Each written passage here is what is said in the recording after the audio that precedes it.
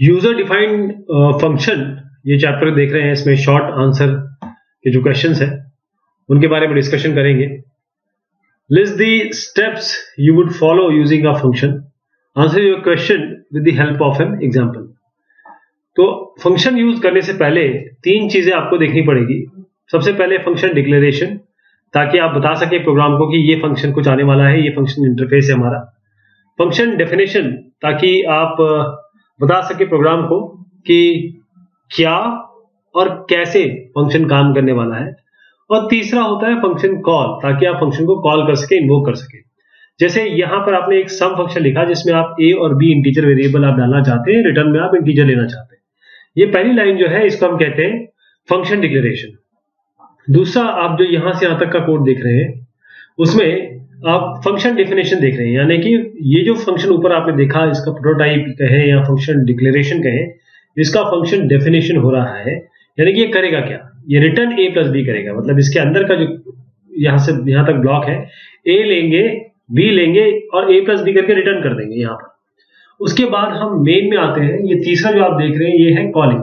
इसमें क्या हो रही है, कॉलिंग हो रही है, यानी कि आप मेन के अंदर आपने एक रिजल्ट, कोई भी इंटीजर वेरिएबल या कोई भी एक आइडेंटिफायर बनाया, और इस सम में ये 5 और 2, ये 5 यहां चला जाएगा, 2 यहां चला जाएगा, फिर यहां और यहां 5 और 2 ऐड करके रिटर्न लेगा, यानी कि इंटीजर रिटर्न होगा। इस पूरे इसका मकसद ये है कि इंटीजर रिटर्न होने वाला है, और इंटीजर को हम किसी इंटीजर में लेंगे, इसलिए आरएस लिखा, ये फंक्शन कॉल हो गया और रिजल्ट आ गया।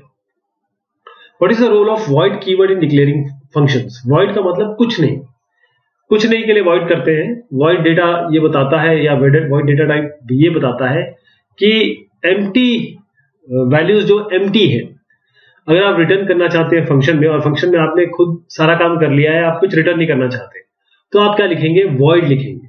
तो जो फंक्शन वैल्यू रिटर्न नहीं करते हैं उनके सामने कुछ ना कुछ तो लिखना पड़ेगा, तो इसलिए वॉइड इन्होंने किया, C++ बनाने वालों ने। यहाँ फंक्शन नेम होता है या पैरामीटर लिस्ट होती है, यहाँ पर वॉइड होता है। तो जो फंक्शन जो कोई इनपुट ही नहीं मांग रहे हैं, जिनके लिए हमको पैरामीटर नहीं देने पड़ते हैं, वहां अंदर यहाँ पर क्या लिखेंगे, वॉइड लिख देंगे। तो वॉइड जब रिटर्न कुछ नहीं कर रहा हो फंक्शन, और वॉइड यहां पर जब फंक्शन कोई भी पैरामीटर, जो पैरामीटर है वो ना ले रहा हो। Describe the different styles of function prototypes in C++ using appropriate examples. तो अलग अलग स्टाइल्स हैं फंक्शन प्रोटोटाइपिंग के, सो कैसे करते हैं। तो जनरल फॉर्म है फंक्शन प्रोटोटाइप का, बड़ा इजी है। फंक्शन का नाम यहाँ पर आएगा, ये फंक्शन का नाम है। उसके बाद ये इसकी पैरामीटर लिस्ट है, ब्रैकेट में जो जो पैरामीटर्स आएंगे, जैसे अभी हमने सम में इंट a इंट b देखा था। यहाँ पर टाइप है, जब ये काम हो जाएगा तो ये रिटर्न जिस टाइप में करेगा, जिस डेटा टाइप में करेगा, वो ये यहाँ पर है।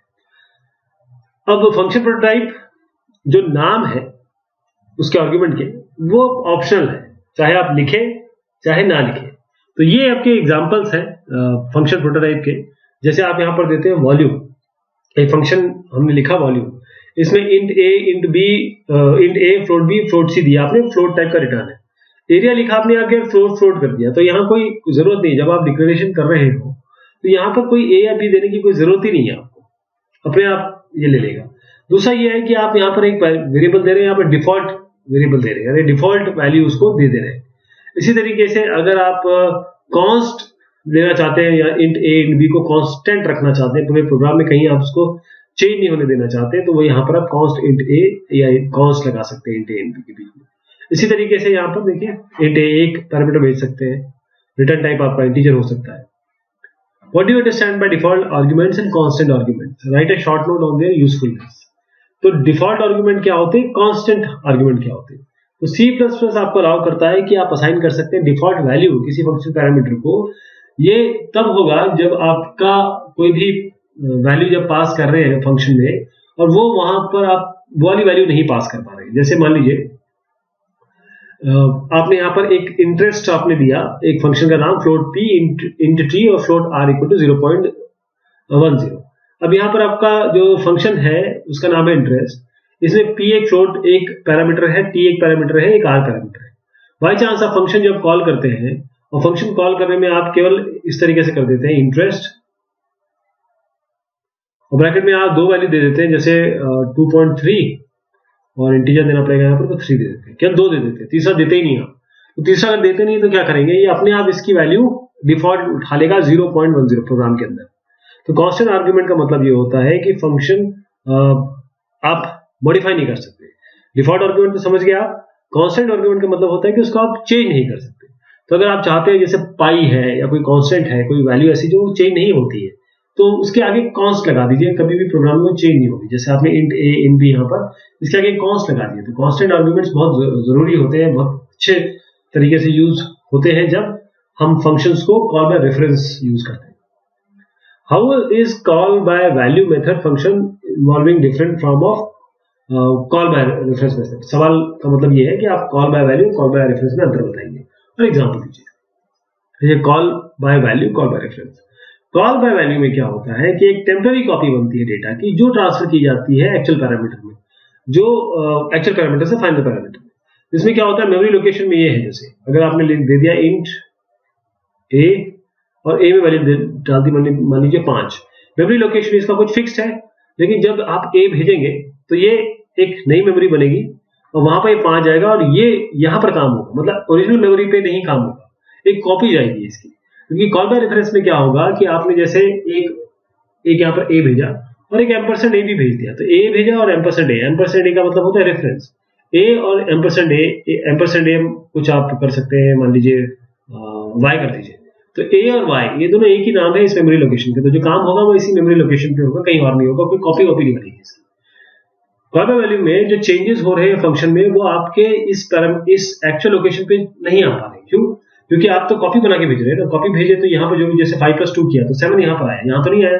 तो आप जब इसको इंट ए को प्रिंट करने की कोशिश करेंगे तो 5 प्रिंट होगा, 7 प्रिंट नहीं होगा। इसी तरीके से यहाँ पर कॉल बाय रेफरेंस में चाहे y को चेंज करें चाहे a को चेंज करें, दोनों ही एक मेमोरी लोकेशन को पॉइंट कर रहे हैं। और यहाँ पर जैसे 5 है और 5 + 2 आप फंक्शन के अंदर करते हैं तो अपने आप यहाँ पर 7 आ जाएगा।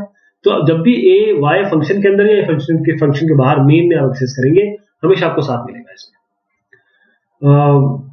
ये इसमें कोई एम्परसेंड साइन तो लगता नहीं है, इसमें एम्परसेंड साइन लगता है क्योंकि रेफरेंस ऑपरेटर हमेशा एम्परसेंड से निकाला जाता है।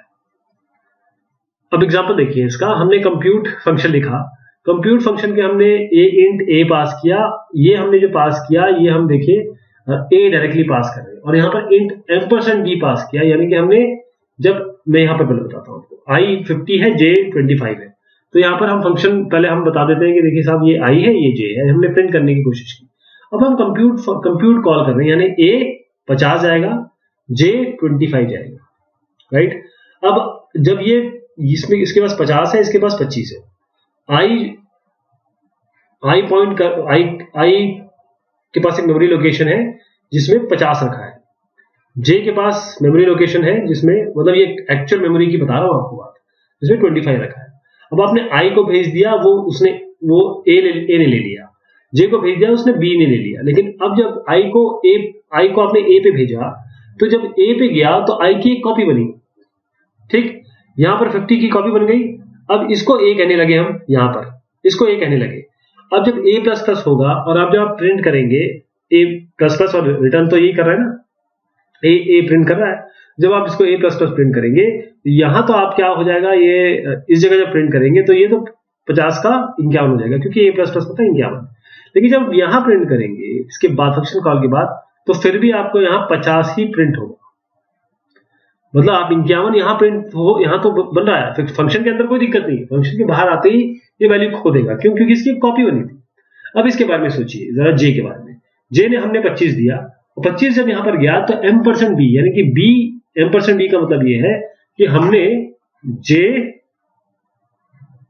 एम्परसेंड बी, यानी जे और बी एम्परसेंड बी मतलब रेफरेंस, यानी ये एम्परसेंड बी एक रेफरेंस हुआ, और रेफरेंस जो है वो जे ही है। इसका मतलब ये है कि जे 25 को पॉइंट कर रहा है और बी भी 25 को पॉइंट कर रहा है, कोई नई मेमोरी लोकेशन नहीं बनी। तो जब आप यहां पर बी प्लस प्लस करेंगे तो ये 26 बनेगा। अब चाहे जे यहां प्रिंट करिए, चाहे बी यहां प्रिंट करिए, आपको यहां भी आपको 26 ही मिलेगा, यहां भी 26 मिलेगा, ये अंतर है। Write a C++ function that takes two arguments, a character and an integer, and prints the character given number of times. If however the integer is missing, the function prints the character twice. अब इसमें क्या है कि एक function लिखना है जो 2 argument लेता है। आर्गुमेंट एक कैरेक्टर लेगा, जैसे हमने एक फंक्शन बनाया, फंक्शन इसमें आर्गुमेंट कैरेक्टर है, तो कैरेक्टर मान लीजिए ए दे दिया, और एक इंटीजर देना है, इंटीजर इंटीजर। और इन्होंने कहा है कि ये दो अगर बाई चांस आप इंटीजर मिस कर जाते हैं तो कैरेक्टर को ट्वाइस प्रिंट करना है। इसका मतलब इंट n इक्वल टू 2 ये हम एक डिफॉल्ट वेरिएबल देंगे। इन्होंने कहा कि अगर आप कुछ नहीं देंगे तो n इक्वल टू 2 हो जाए तो डिफॉल्ट देना पड़ेगा आपको। और करना क्या है, print the character given number of times. जो कैरेक्टर दिया है कितने नंबर ऑफ टाइम्स इसको प्रिंट करना है। ठीक, तो हम क्या करेंगे, फंक्शन, ये फंक्शन यहां पर जब कॉल करेंगे इसको फंक्शन a देंगे और 4 टाइम दे देते हैं, या 2 टाइम, अगर दो कुछ नहीं दिया है तो 2 टाइम होगा। लेकिन हम जब 4 टाइम देते हैं तो a यहां पर जाएगा, 4 इसके पास जाएगा, यानी n पे अब 4 आ गया है, ये 4 आ गया है। तो i equal to 0 to n, यानी a 4 बार प्रिंट हो जाएगा। तो a ऐसे करके प्रिंट हो जाएगा। जबकि एंड लाइन है तो ऐसे नहीं, a एंड लाइन का मतलब न्यू लाइन में आएगा, जो नेक्स्ट लाइन पे आएगा अगले बार जब ये लूप चलेगा। तो comment on passing of arrays as arguments to C++ function, support your answer taking an example. आपको बताना है पासिंग ऑफ एरेज। अब आप फंक्शन में एरे पास कर रहे हैं, तो ये देखिए एक फंक्शन है गेट एवरेज, इसमें हमने एरे पास किया इंट ARR। यहां कुछ देने की जरूरत नहीं, सीधा आप ARR पास कर दीजिए और साइज पास कर दीजिए। तो C++ does not allow passing in the entire array as a argument of function.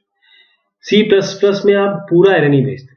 अब जो एरे होता है, ये जो ARR है एरे, इसका जो ये नाम है यही काफी है। क्यों? क्योंकि यही पहले वैल्यू का, एरे के पहले लोकेशन का एड्रेस है। तो हम पास कर सकते हैं पॉइंटर एरे का, और वो कैसे कर सकते हैं, हम एरे का नाम बगैर किसी इंडेक्स के, क्योंकि ये पॉइंटर क्यों है, एक एरे का पहले मेंबर का एड्रेस उसका नाम है, तो ये अपने आप पॉइंटर हो गया ना। पॉइंटर क्या होता है, पॉइंटर तो एड्रेस रखता है, और ये ARR हम कह रहे हैं कि ये अपने आप में ARR जो है वो पहले लोकेशन का एड्रेस है, तो आपको पॉइंटर भेज रहे हैं या फिर ARR भेज रहे हैं की बात है। तो इस तरीके से हम भेजते हैं इसको। एक सिंगल डायमेंशनल एरे आप पास कर सकते हैं 3 तरीके से, एज अ पॉइंटर, या साइज एरे, या अनसाइज एरे। और जो तीनों डिक्लेरेशन मेथड है ये बिल्कुल सेम तरीके से रिजल्ट देंगे, क्योंकि हर एक कंपाइलर को बताता है कि कुछ आपको पॉइंटर मिलने वाला है, और पॉइंटर जो होगा वो एरे का एड्रेस होगा, पहला एड्रेस होगा। तो यहाँ पर देखिए एक एवरेज लिया, इंट ARR दे दिया, इंट साइज दे दी। बाकी आप जो भी करते रहे इसमें, जैसे हमने एरे लिया, अब 0 से लेकर साइज तक जाइए, जो भी साइज दिया है एरे का साइज, और यहाँ पर 0 से लेकर सम तक जो भी एडिशन वगैरह करना है, और एवरेज निकाल के दे दीजिए। ये सिंपल प्रोग्राम है जिससे आप एरे के मेंबर्स का एडिशन करके उनका एवरेज निकालते हैं। Give the output of the following programme. आपका यहाँ पर एक लूप चला 1 से 11 तक, और सम fn में i डाल दिया, यानी पहली बार 1 जाएगा, फिर 2 जाएगा, ऐसे करके ये जाएगा 10 तक, क्योंकि i लेस देन 11 है। अब यहां पर जाएगा इंट लास्ट, यानी कि पहली बार 1 आएगा, auto int sum equal to 0, auto int sum equal to 0। और ऑटो आपका मैं बताऊंगा इसको, ये स्टोरेज क्लास में आता है। ऑटो आपका एक्सटर्न, रजिस्टर, इस तरीके से आपका अलग अलग, स्टैटिक, ये सारे आपके अलग अलग जो स्टोरेज क्लासेस में आते हैं। तो हमने सम को 0 दिया, static int sum 2 equal to 0। Static से क्या हो जाएगा, स्टैटिक से ये फंक्शन कॉल के बीच में भी ये वैल्यू रिमेन रहेगी, ये वैल्यू मतलब इंटैक्ट रहेगी। यानी अगर कोई चेंज होता है तो हमेशा वो जो चेंज होगा वो अगले बार के लिए, वो जैसे 0 का 2 हो गया, तो अगली बार जब फंक्शन कॉल होगी तो 2 से शुरू करेंगे। For int i equal to last, i greater than equal to 0, i minus minus, और sum is equal to sum plus i, sum 2 plus i equal to sum, int sum 2। तो इसमें क्या हो रहा है, अब देखिएगा कि उत्तर पहला वाला जो है वो प्रिंट क्या हो रहा है, सम 2 इज इक्वल टू सम, और दूसरा हो रहा है सम, यानी कि हम एक बार सम प्रिंट कर रहे हैं, एक बार सम 2 प्रिंट कर रहे हैं। तो जब सम प्रिंट कर रहे हैं तो क्या आ रहा है, 1 3 6। जब हम स्टैटिक कर रहे हैं तब हमारे पास क्या आ रहा है, 1 4 10, ये 220 तक गया, और ये 55 तक गया। अब इसको बहुत ध्यान से सुनिए, समझिए कि हो क्या रहा है इसमें। हम पहले सम की बात कर लेते हैं, उसके बाद सम 2 की बात करेंगे। तो सम में क्या हो रहा है, सबसे पहले 1 गया, यहां पर 1, ठीक है, यहां पर इंट क्लास में क्या है 1, तो 1 से लेकर 0 तक सम 2 इक्वल टू सम, यानी सम 0 से इनिशियलाइज किया आपने, राइट। सम को आप ये sum is equal to sum plus i, और यहां पर क्या कर रहे हैं आप, 1, सबसे पहले 1 गया, तो 1 से तो 0 तक केवल 1 ही आएगा, ठीक। अगली बार जब आप गए, यहां पर 2 आया, यहां से 2 गया ना, अब 2 गया, अब मैं सम 2 की बात नहीं कर रहा हूं, मैं सम की बात कर रहा हूं। अब 2 गया, जैसे यहां पर 2 गया, अगेन सम 0 हो गया है, अगेन सम 0 हो गया है, तो 2 से लेकर ये 0 तक चलेगा, मतलब 0 या 0 से ग्रेटर तक चलेगा, और उसके बाद आप क्या करेंगे, सम प्लस इज इक्वल टू आई, यानी कि आप यहां 1, आप ये 1 था, लेकिन क्योंकि सम 0 हो गया था, तो आप क्या करेंगे, 2 प्लस 1, यानी 1, जब 1 गया था तो 1 प्रिंट हो गया था। अब जब 2 गया तो पहले 1 प्लस 2, यानी कि 3 प्रिंट होगा। चलिए अगली बार यहां पर 3 जाएगा, इस बार 3 जा रहा है, मैं इसी की बात कर रहा हूं, अभी सम 2 पे नहीं आया हूं। अब मैंने 3 भेजा, तो 3 जैसे गया, सम अगेन 0 हो गया, तो यहां 3 से लेकर 3, एक बार 3, 2, 1, बस यहां तक चलेगा। तो एक बार ये सम प्लस इज इक्वल टू आई क्या है, ये देखिए ना, 3 to 1, यानी कि एक बार 1 जाएगा इसमें, पहले 3 जाएगा, फिर 2 जाएगा, फिर 1 जाएगा, तो 3 + 2 + 1 कितना होता है, 6, तो 6 आएगा। अगेन अब 4 भेज के देखिए, जैसे 4 जाएगा, सम तो 0 है, तो 1 2 3 4, ये 4 3 2 1, इन चारों का सम हो जाएगा, पहले 4 + 3 + 2 + 1, राइट, ये आपका 10 आ जाएगा। ऐसी लाइकवाइज बाकी हो जाएगी। अब सम 2 में क्या हो रहा है, सम 2 में जरा ध्यान से देखिएगा, ये सम 2 प्लस इज इक्वल टू, देखिए पहले तो यहां पर आपका होना चाहिए आई या सम, जो भी आप करना चाहें। तो अब देखिए सम 2 प्लस इज इक्वल टू सम में जब आप यहां पर 1 भेजेंगे, 1 सबसे पहले 1 जाएगा, लास्ट मतलब लास्ट में 1 आ गया, और हमारा अब सम 2 देखेंगे, जब ये लास्ट से शुरू होगा, यानी कि 1 से शुरू होगा, 1 से लेकर 0 तक, यानी एक बार चलेगा, ये एक बार चलेगा, और सम 2 में क्या आएगा, सम 2 प्लस इज इक्वल टू सम, यानी कि 0 है ना, ये सम 2 प्लस इक्वल टू 0, यानी कि 1 आ जाएगा। अब यहां से भेजते हैं 2, अब 2 जाएगा, लास्ट में कितना आ गया, 2, यानी कि 2 से लेकर 2, 2 बार चलेगा लूप, ये 2। लेकिन अब देखिए सम 2, ये जो सम 2 है कितना हो गया था, 1, ये अपनी वैल्यू रिटेन करेगा।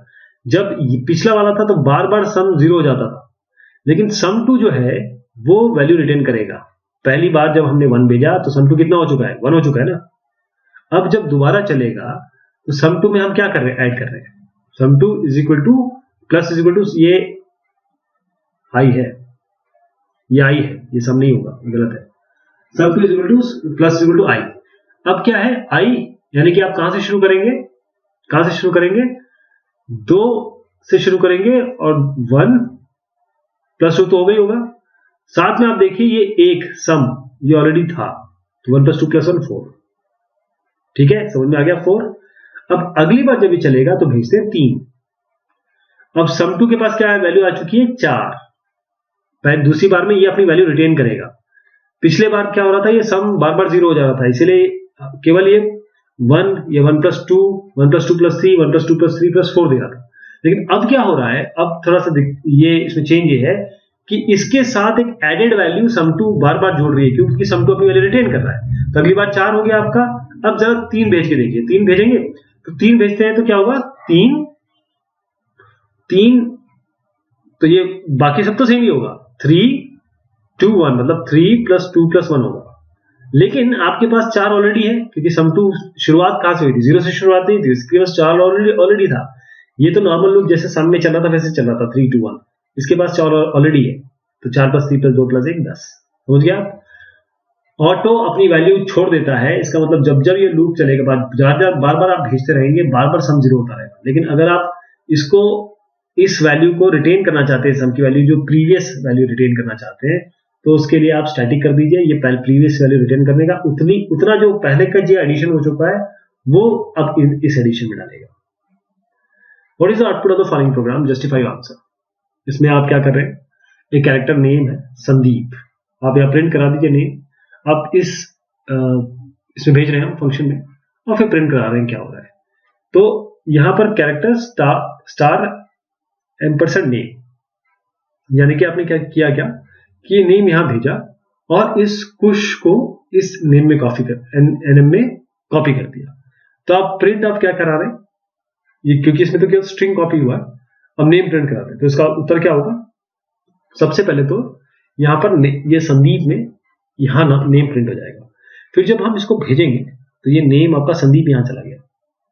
ओके, अब इस नेम में आपने एनएम कॉपी कर दिया, ये इस नेम में एनएम में आपने कुछ कॉपी कर दिया, स्ट्रिंग कॉपी कुछ टू एनएम। तो क्या हो जाएगा? अब ये क्योंकि आया तो क्या है, इसमें तो संदीप आया है ना, लेकिन आप इसमें स्ट्रिंग कॉपी करते रहे कुछ, तो एनएम में क्या हो गया?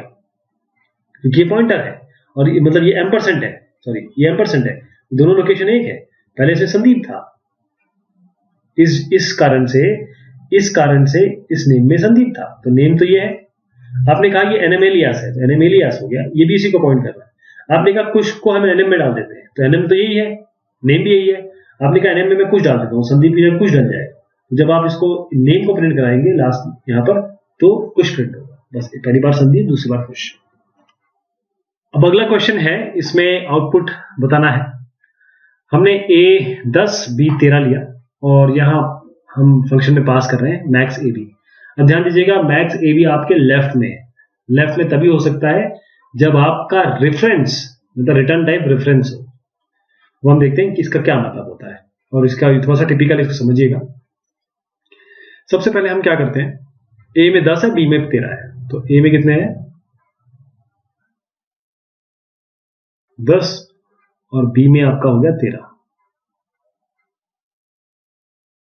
अब आप क्या कर रहे हैं, सबसे पहले मैक्स ए बी निकालते हैं। अभी इसको भूल जाते हैं, मैक्स ए बी निकालते हैं। तो मैक्स ए बी में ए एक्स पे जाएगा, बी वाई पे जाएगा, यानी कि ए एक्स एम्परसेंट एक्स हो गया, तो एक्स भी इसको पॉइंट करने लगा है, वाई भी इसको पॉइंट करने लगा है, क्योंकि एम्परसेंट करते ही एलियास बन गया। एक्स और ए दोनों भाई भाई हो गए, बी और वाई दोनों भाई भाई हो गए, क्योंकि दोनों एक ही को पॉइंट कर रहे हैं। ठीक, अब अगर x ग्रेटर देन y है, इसमें कौन सा बड़ा है? x और y को देख रहे हैं हम, x ग्रेटर देन y। क्या x ग्रेटर देन y है? नहीं, क्योंकि 10 13 से बड़ा नहीं है, तो रिटर्न क्या होगा? y, रिटर्न y होगा। लेकिन यह रिटर्न यहां पर क्या है? रेफरेंस, रिटर्न y होगा और रेफरेंस होगा। तो रिटर्न y, इसका मतलब हम इसके बारे में बात कर रहे हैं, y का रेफरेंस पास हो रहा है, तो y का रेफरेंस ये हुआ या b हुआ, और y के रेफरेंस जो भी रिटर्न में आएगा, मतलब इसका रिटर्न होगा y का रेफरेंस एम्परसेंट y। इसमें -1 डाल रहे हैं और y किसको पॉइंट कर रहा है? 13, तो ये हटके -1 आ जाएगा यहाँ पे। उसके बाद हम क्या कर रहे हैं, a और b को प्रिंट कर रहे हैं। तो a पहली बार में 10 प्रिंट होगा और b पहली बार में -1 प्रिंट हो जाएगा। अब अगली बार देखिए क्या हो रहा है, हम अब b और a भेज रहे हैं, यानी अब थोड़ा सा चेंज हो गया, b x को पॉइंट करने लगा, x और b एक को पॉइंट करने लगे और a और y को पॉइंट करने लगे। तो यानी अब यहां पर थोड़ा फेरबदल हो गया, ये y इसको पॉइंट करने लगा, ये x इसको पॉइंट करने लगा। क्यों? क्योंकि हमने b को x को b का रेफरेंस बना दिया और a को y का रेफरेंस बना दिया। अब क्या होगा, मैक्स बी ए देख लीजिए, max B A B X है, मैक्स बी ए, इन दोनों में से कौन सा बड़ा है कौन सा छोटा है? क्योंकि अब x है, x ये है और y ये है, तो x क्या y से बड़ा है? क्या x y से बड़ा है? नहीं, बड़ा नहीं है, छोटा है। तो ये रिटर्न क्या करेगा, क्योंकि x ये है, ध्यान दीजिएगा ये -1 है। अब रेफरेंस थोड़ा चेंज हो चुका है, -1 और ये 10, तो x y से बड़ा है कि छोटा है? नहीं है, तो इसका मतलब ये 7, आपका 7, ये y रिटर्न y होगा और y अब इसको पॉइंट कर रहा है, तो यहां पर 7 आ जाएगा 10 की जगह, क्योंकि 7 असाइन कर रहे हैं, जो भी ये रेफरेंस रिटर्न करेगा। रिटर्न y का रेफरेंस क्या है, इसमें ये 7 आ गया। तो अगली बार जब आप a और b को प्रिंट करेंगे, यहाँ पर देखिए प्रिंट हो रहा है, a और b प्रिंट हो रहा है, a प्लस प्लस है और b माइनस माइनस, मतलब प्लस प्लस बाद में आ रहा है, माइनस माइनस बाद में आ रहा है। तो पहले यहाँ पर 7 प्रिंट हो जाएगा और यहाँ पर हो जाएगा b माइनस माइनस, यानी कि आपका -1 आएगा अभी, क्योंकि बाद में माइनस माइनस होगा, तो -1 होगा, ये 7 और माइनस हो गया। अब अगले बार में देखिए मैक्स ए बी, अब इसमें बराबर हमने कर दिया, एक्स को a का रेफरेंस बनाया, y को b का रेफरेंस बनाया, मतलब दोबारा वही चीज चेंज होगी, यानी अब ये x इसको पॉइंट कर रहा है और ये y इसको पॉइंट कर रहा है, अब दोबारा देखिए क्या कौन सा बड़ा है इसमें, 7 और -1 में? 7 और माइनस, वैसे 7 और माइनस नहीं, अब ये 8 हो चुका है और ये -2 हो चुका है। क्यों? क्योंकि 7 को हमने यहाँ बढ़ा दिया था एक, और ये b -1 को एक बढ़ा दिया तो -2 हो गया। अब 7 और -2 में कौन सा बड़ा है? देखिए 7 ही बड़ा है। ये रेफरेंस किसको दे रहा है? m% x को, यानी इस वाले को। और यहां पर हम कह रहे हैं जो भी रेफरेंस आए उसमें 3 रिप्लेस कर दीजिए। तो x का रेफरेंस 7 है, इसको हटा के यहाँ 3 रिप्लेस हो जाएगा। तो अब जब तीसरी बार प्रिंट करेंगे तो यहाँ 3 होगा या -2 होगा। ये इसका उत्तर है। A10 पहली बार में -1, दूसरी बार में 7 -1, तीसरी बार में 3 क्योंकि 3 असाइन हो गया, और यहाँ पर -2 क्योंकि यहाँ पर हमने एक माइनस कर दिया, तो मतलब b माइनस कर दिया। अगला क्वेश्चन है give the output of the following code. इसका आउटपुट देना है, justify your answer. iostream.h m = 5 और मेन m आपने 20 दिया, यहाँ पर किया m = 10 इंटू ये स्कोप रेजोल्यूशन ऑपरेटर होता है, इसे क्या है ग्लोबल कॉल कर सकते हैं, ग्लोबल वैल्यू कॉल कर सकते हैं। m को आपने प्रिंट किया m ग्लोबल वैल्यू और यहाँ पर प्रिंट हो जाएगी, और m = m global value print हो जाएगी। तो देखिएगा इसमें क्या हो रहा है। सबसे पहले ये प्रिंटिंग हो रही है, इसके बाद ये प्रिंटिंग हो रही है। तो इसका मतलब है m = 10 इंटू ग्लोबल वैल्यू, ये कितनी है 5, और ये कितना है 10। तो ग्लोबल वैल्यू मतलब डबल कॉलन m करते ही, इसको कहते हैं स्कोप रेजोल्यूशन ऑपरेटर, ये इसको कॉल कर रहा है 5 को। तो 5 × 10 कितना होता है 50। m को प्रिंट करेंगे कितना होगा 50, और नॉर्मल m, ये ग्लोबल m को प्रिंट करना है तो ये वाले 5 को, डबल कॉलन m को प्रिंट कर रहे हैं, इसका मतलब यहाँ पर क्या प्रिंट होगा 5। ये तो ठीक हो गया। अब बाहर आइए जरा, m प्रिंट करिए। m कितना है इस पूरे स्कोप में, यहां से आता के स्कोप में m यहाँ पर 20 दिख ही रहा है आपको, तो m करेंगे तो ये आएगा। हाँ, अगर जरा ऊपर जाइएगा डबल कॉलन m करके, मतलब ये अब इसको नहीं कॉल कर रहा है, अब ये डबल कॉलन m मतलब इसको कॉल कर रहा है, तो 5 आ जाएगा, 20 और 5। Explain the output of the following programme. इसका आउटपुट बताइए। एक a भेज रहे हैं 50 और b भेज रहे हैं 20। एग्जीक्यूट b का मतलब क्या है कि हम यहां पर वैल्यू भेज रहे हैं एक, ओनली 1, यानी ये हम यहां पर 20 भेज रहे हैं, यहां पर इसके पास आ गया 20। y अपने आप 200 उठा लेगा क्योंकि डिफॉल्ट वैल्यू है। जब ये 20 और 200 जाएगा तो यहाँ पर टेम्प में क्या आएगा 200 + 20 ऐसा कुछ आएगा, और हम x + = टेम्प कर दे रहे हैं। x + इसका मतलब है x = x + टेम्प। टेम्प में क्या आ गया था 220, और यहाँ पर होगा x + टेम्प, यानी कि x = x + टेम्प, और x क्या है 20 + 2 20 यानी 240। अगर y ≠ 20 है, y ≠ 200 है, तो y तो 200 है, नॉट इक्वल तो नहीं है, तो आप यहाँ पर प्रिंट करेंगे टेम्प xy, राइट। क्योंकि टेम्प ये, क्योंकि एक ही वैल्यू यहाँ दी हुई है, एक ही वैल्यू दी हुई है, तो 200 इसने उठाया, y को बोला गया कि हाँ भाई 200 रही है, तो इसका मतलब ये नहीं है, तो पहली बार ये प्रिंट नहीं होगा। अब समझिए इसको क्या हो रहा है। 50 और 240 किस लिए प्रिंट हुआ? 240 तो समझ गए होंगे कॉन्सेप्ट आपका, 240 क्यों प्रिंट हुआ, और 50 ए क्यों प्रिंट, ये हमने यहाँ प्रिंटिंग यहाँ हो रही है ए और बी, ए 50 है, ये तो यहाँ पर आया, बी क्यों 240 हो गया, क्योंकि आप ये समझ गए यहाँ पर 20 गया, पहली वैल्यू यहाँ जाती है, दूसरी वैल्यू डिफॉल्ट अपने आप आ जाएगी। 20 यहाँ पर गया, ये 20 हो गया, ये 200 हो गया, तो टेम्प में कितना चला गया 220। अब x + टेम्प मतलब x = x + टेम्प, टेम्प में तो 220 आ चुका है, x ऑलरेडी हमारे पास 20 है, तो 240 आ गया। ठीक, ये काम हो गया। अब अगली बार हमने एग्जीक्यूट ए भी किया, अब दोनों वैल्यू भेजी हमने, ए में हमने भेजी 50, बी में भेजी हमने 20। अब इसमें एक बहुत इंपॉर्टेंट बात है, हम यहां पर कोई भी वैल्यू भेजते रहे, जब हम बी प्रिंट कराएंगे तो आप आंसर देखिएगा इसका क्या आने वाला है, क्योंकि जब आप कोई वैल्यू बाय रेफरेंस भेजते हैं तब उसमें कुछ चेंज होता है, अदरवाइज उसमें चेंज नहीं होता है। देखिएगा हम यहां पर क्या वैल्यू भेजने वाले हैं। अब इसमें क्या हो रहा है कि यहां तक तो ठीक है, समझ गए आप 240 कैसे आया और ये वैल्यू कैसे आई, 240 हमने प्रिंट कर दिया, 50 और 240 कैसे आए। अब अगली बार देखिए, क्योंकि हमने यहां पर भेजा था बी, हमने क्या भेजा था बी, ये बी भेजा था ना, और इसका एलियास बनाया था x को।